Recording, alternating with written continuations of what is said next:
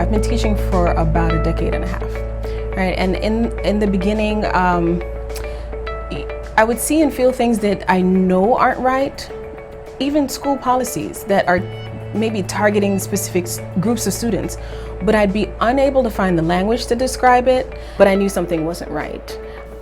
It was difficult for me for a while to kind of develop an understanding of where I was in that work as a white middle-class man, as I grew up kind of not realizing my place in a racialized society.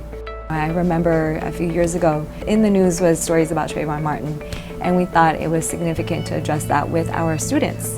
And so I led that conversation, and the feedback I got from my teachers at the time was that our students are really innocent and our students are really too young to have this conversation.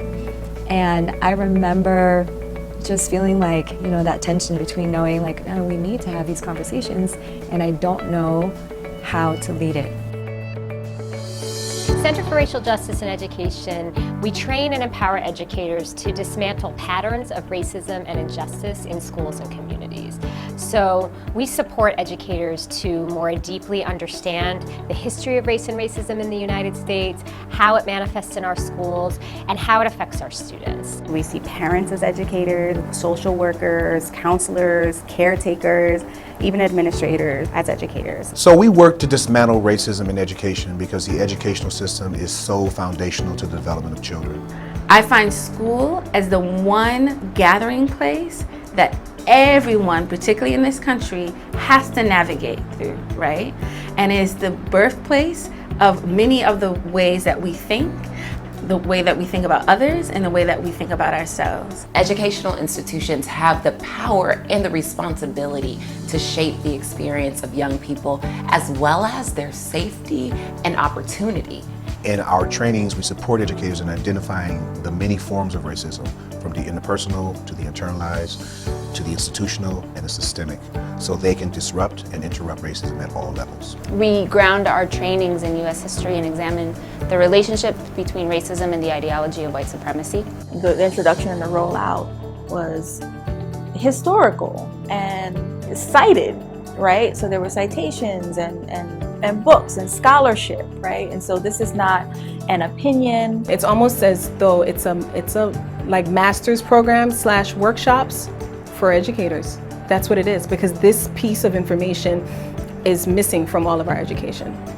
We provide the space for educators to reflect on their own racial identity and how it affects their practice. Walking through the world as a white person, I don't feel the emotional impact every day. I don't feel it at all. And I think recognizing that, and also recognizing that as a staff, and then recognizing that the impact as a teacher. So what CRJE provides is some language, some tools, some community agreements so that people enter the space sort of with some goalposts, knowing this is sort of what we're all coming here to move the ball forward and coming here to achieve. Our work ranges from one-day racial justice trainings to year-long partnerships with schools. Our Racial Justice in Schools program works with a cohort of 6 or so elementary schools in New York City over the course of 2 years to advance racial justice at the institutional level. In the long term, we're working to build a national cohort of anti-racist educators who can collaborate and support each other in their racial justice practice. That's really thinking about what an anti-racist school system looks like, what an anti-racist Department of Education looks like, and really giving community members to think about school integration and school diversity in more complex ways. The people in the organizations that are doing racial equity work, we are still a minority. We need to put our voices together, we need to put our strengths together, we need to work together to become stronger, to question and challenge.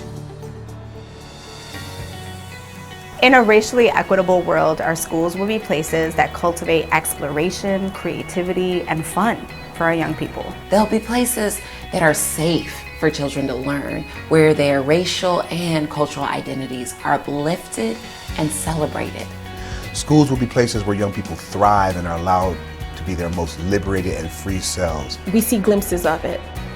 a young person who walks into a space, and it happens all the time, a young person who walks into a space and says, like, I see myself in here, like I've never felt like this before. And you know what that feels like, because I think we've all been there at some point.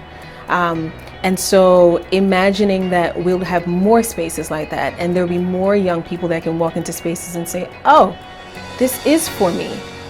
That's it right there.